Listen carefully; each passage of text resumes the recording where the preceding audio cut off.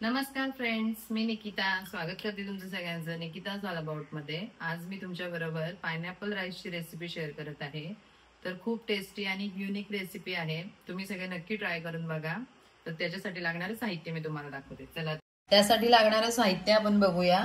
इथे मी तांदूळ घेतलेले आहेत 1 वाटी आणि त्यांना छान अर्धा तास पाण्यामध्ये भिजत घालून धुवून हे पाणी अशा प्रकारे निथळून घेतलेलं आहे। आणि त्यानंतर त्यालाच पुरेशी इतकी साखर आहे। त्यानंतर 1 तमालपत्र आहे, छोटा तुकडा दालचिनीचा आहे, 1 लवंग आहे आणि 2 वेलच्या आहेत। त्यानंतर मग इथे अननस घेतलेला आहे अशा प्रकारे कट करून आणि काजूचे तुकडे करून घेतलेत। तूप आहे इथे आवडीनुसार, हे सगळं आपल्याला घ्यायचंय। आणि ओल्या खोबऱ्याच्या ऐवजी मी इथे हा डेसिकेटेड कोकोनट घेतलेला आहे। तुम्हाला हवं तर ओलं खोबरंही तुम्ही वापरू शकता आणि केशर ऑप्शनल आहे। आता हे जे अननसाचे तुकडे आहेत ना, ते त्यांना आपण असे वाफवून घेऊया। आता इथे मी 1 वाटी अननस घातलेत, म्हणून त्याच्यामध्ये 1 ग्लास असं पाण्याचा घालते, कारण ह्याच पाण्याने आपण हा जो आपला भात आहे ना तो शिजवून घेणार आहोत। अशा प्रकारे आपण ह्या अननसाचे तुकडे छान वाफवून घेतलेले आहे आणि त्याचंच हे पाणी आहे जे आपण भात शिजवायला पुढे घेणार आहोत। आता मी 1 चमचा तूप पॅन मध्ये घालून घेते आणि त्याच्यामध्ये हे जे काजू आहेत ना ते मस्त असे गोल्डन असे परतवून घेते।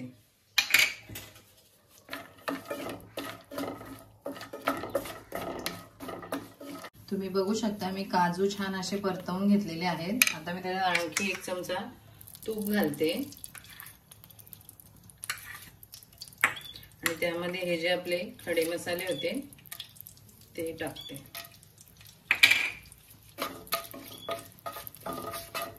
आणि त्याच्यामध्ये लगेचच हे जे तांदूळ आहेत ते घालून घेऊया आपण।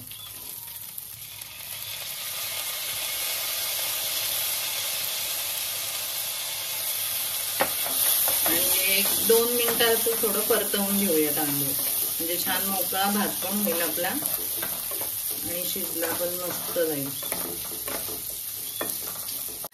आता तांदूळ छान 1-2 मिनिटं मी परतवून घेतलेला आहे।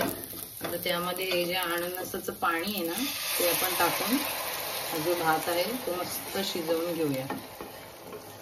आता आपला भात ते बघू शकता मस्तपैकी शिजलेला आहे। हा काय सुगंध सुटलाय त्याचा। आता त्यामध्ये मी ही जी साखर आहे ना ती घालून घेते, छान परतवून घेते आणि त्यातच एक केशर दुधाचं पद घालते आणि आपल्याला साखर मेल्ट होईपर्यंत छान असं शिजवून घ्यायचं आहे। तुम्ही साखरेच्या ऐवजी गुळ घातला तरी चालेल, पण मी इथे अननसचा वापर केलेला आहे त्यामुळे मी गुळाचा वापर नाही केला, साखर घातलेली आहे। आता मी पुन्हा झाकण देते याच्यावरती आणि 1-2-3 मिनिटं शिजवून घेते। आता आपण चेक करूया। तुम्ही बघू शकता साखर छान मेल्ट झालेली आहे त्याच्यामध्ये। आता त्यामध्ये हे अननसाचे मी छोटे असे पीस करून घेतलेले आहेत ते घालून घेते आणि हे जे डेसिकेटेड कोकोनट आहे ते पण घालून घेते। मस्त मिक्स करून घेऊया आपण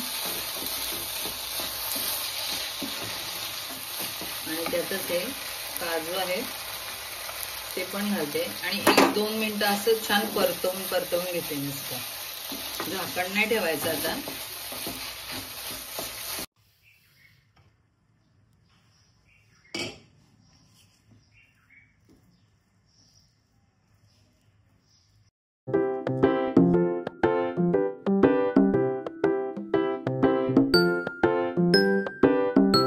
बघा आपला राईस एकदम खाण्यासाठी रेडी झालेला आहे। ह्या नारळी पौर्णिमेला तुम्ही असंच राईस ट्राय करून बघा। पायनॅपल राईस खूपच मस्त सुगंध येतोय। मी आता ट्राय करून बघते कसं झालंय।